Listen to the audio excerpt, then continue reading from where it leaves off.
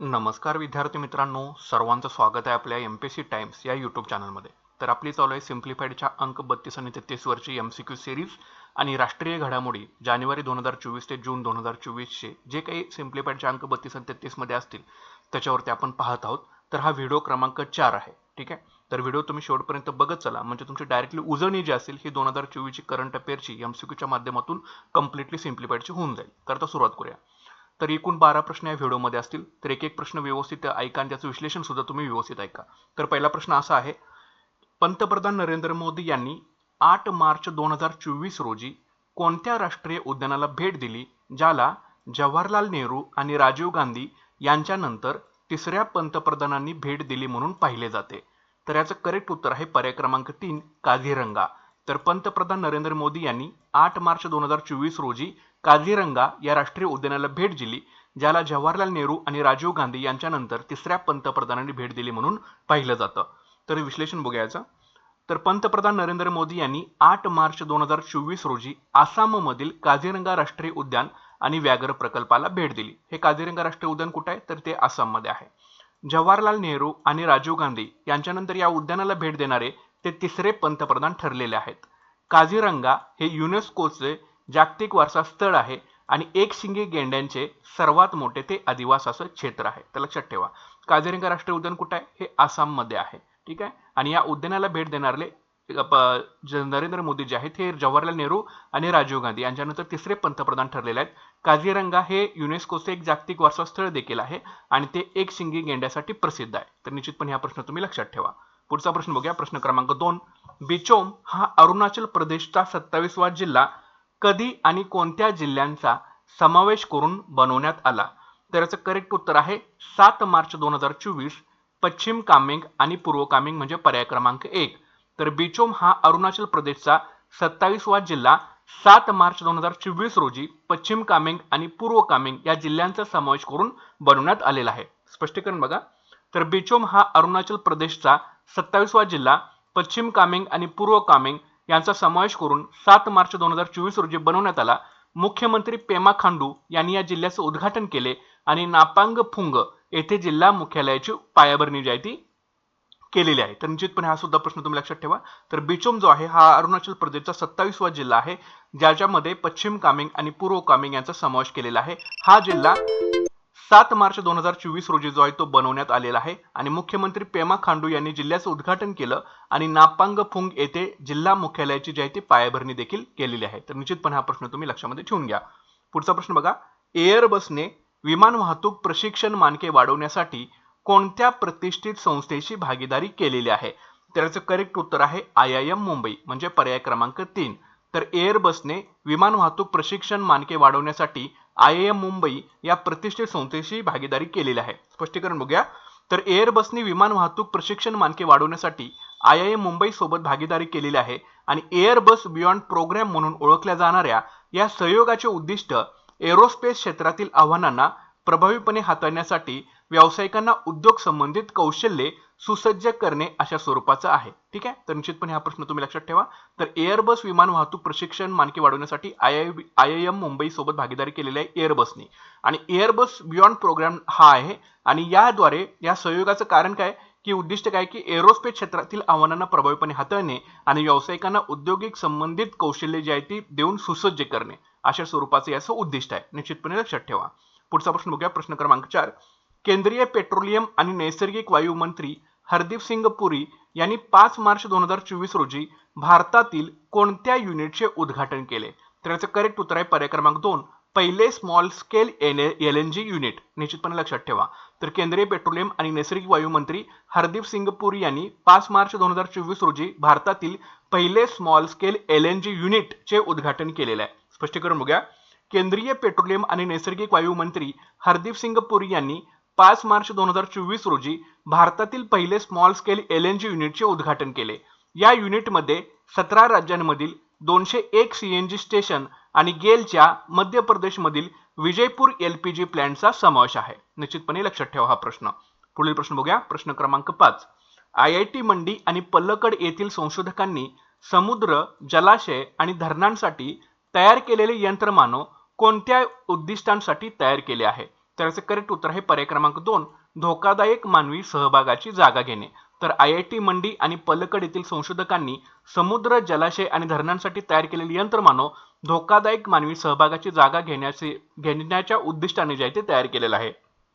स्पष्टीकरण बघा.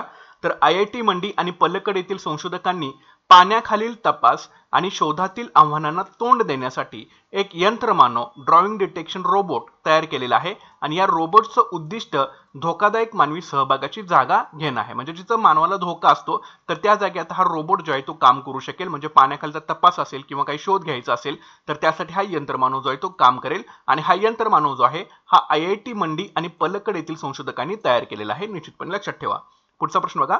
NPCI ने 6 मार्च 2024 रोजी कोणत्या तंत्रज्ञानावर संयुक्त संशोधन करण्यासाठी IISc बेंगळुरू सोबत करार केलेला आहे? तर याचं करेक्ट उत्तर आहे ब्लॉकचेन आणि आर्टिफिशियल इंटेलिजन्स AI म्हणजे पर्याय क्रमांक 2. तर NPCI ने 6 मार्च 2024 रोजी ब्लॉकचेन आणि आर्टिफिशियल इंटेलिजन्स या तंत्रज्ञानावर संयुक्त संशोधन करण्यासाठी IISc बेंगळुरू सोबत करार केलेला आहे. तर बघा स्पष्टीकरण बघा. तर NPCI ने 6 मार्च 2024 रोजी IISc बेंगळुरू सोबत ब्लॉकचेन आणि आर्टिफिशियल इंटेलिजन्स तंत्रज्ञानावर संयुक्त संशोधन करण्यासाठी दीर्घकालीन करार केला. या सहयोगामुळे डीप टेक रिसर्च अँड डेव्हलपमेंटसाठी NPCI IISc सेंटर ऑफ एक्सलन्सची स्थापना जी आहे ती करण्यात येणार आहे. तर निश्चितपणे लक्षात ठेवा. तर या सहयोगामुळे काय करणार आहे? तर डीप टेक रिसर्च अँड डेव्हलपमेंटसाठी NPCI IISc सेंटर ऑफ एक्सलन्सची स्थापना जी आहे ती करण्यात येणार आहे. तर निश्चितपणे लक्षात ठेवा. पुढचा प्रश्न बघूया. प्रश्न क्रमांक 7. आसाममधील जोरहाट येथे छत्रपती शिवाजी महाराज यांचा पुतळा कोणत्या पुण्यातील शिल्पकाराने साकारला आहे? तर याचं करेक्ट उत्तर आहे पर्याय क्रमांक 3, विराज खटावकर यांचं नाव लक्षात ठेवा. तर आसाममधील जोरहाट येथे छत्रपती शिवाजी महाराजांचा पुतळा विराज खटावकर या पुण्यातील शिल्पकारांनी साकारलेला आहे. स्पष्टीकरण बघा. तर आसाममधील जोरहाट येथे छत्रपती शिवाजी महाराज यांचा अश्वारूढ पुतळा उभारण्यात येत आहे, जो पुण्यातील शिल्पकार विराज खटावकर यांनी साकारला आहे. हा पुतळा all India ex servicemen welfare association, 21 para special force आणि 21 वाघनख परिवार यांच्या पुढाकारानं उभारला जात आहे. हा जो पुतळा आहे जो की अश्वारूढ पुतळा आहे हा आसाममधील जोरहाट येथे उभारला जाणार आहे. हा पुतळा पुण्यातील शिल्पकार विराज खटावकर यांनी साकारलेला आहे आणि हा जो पुतळा आहे हा all India x service welfare association, 21 para special force आणि 21 वाघनख परिवार यांच्या पुढाकाराने उभारला जात आहे. पुढचा प्रश्न बघा. प्रश्न क्रमांक 8. केंद्रीय शिक्षण मंत्री धर्मेंद्र प्रधान यांनी IIM मुंबई आणि IIM संबलपूर यांच्या संयुक्तपणे स्थापन केलेल्या व्यवस्थापन शिक्षण केंद्राचे उद्घाटन कोठे केलेलं आहे? तर याचं करेक्ट उत्तर आहे पर्याय क्रमांक 3, अंगुल ओडिशा या ठिकाणी. ठीक आहे. तर केंद्रीय शिक्षण मंत्री धर्मेंद्र प्रधान यांनी IIM मुंबई आणि IIM संबलपूर यांच्या संयुक्तपणे स्थापन केलेल्या व्यवस्थापन शिक्षण केंद्राचे उद्घाटन अंगुल ओडिशा या ठिकाणी केलेलं आहे. स्पष्टीकरण बघूया. तर केंद्रीय शिक्षण, कौशल्य विकास आणि उद्योजकता मंत्री धर्मेंद्र प्रधान यांनी IIM मुंबई आणि IIM संबलपूर यांच्या संयुक्तपणे स्थापन केलेल्या व्यवस्थापन शिक्षण केंद्राचे उद्घाटन ओडिशातील अंगुल येथील नाल्को प्रशिक्षण संस्थेमध्ये केलेलं आहे. तर निश्चितपणे हे प्रश्न तुम्ही लक्षामध्ये ठेवून घ्या. पुढचा प्रश्न बघा. प्रश्न क्रमांक 9. REC लिमिटेडने unit of science and educational development सोबत भागीदारी करून किती मुलांच्या शिक्षणाला मदत जी आहे ही केलेली आहे? तर याचं करेक्ट उत्तर आहे पर्याय क्रमांक 3, 75,500.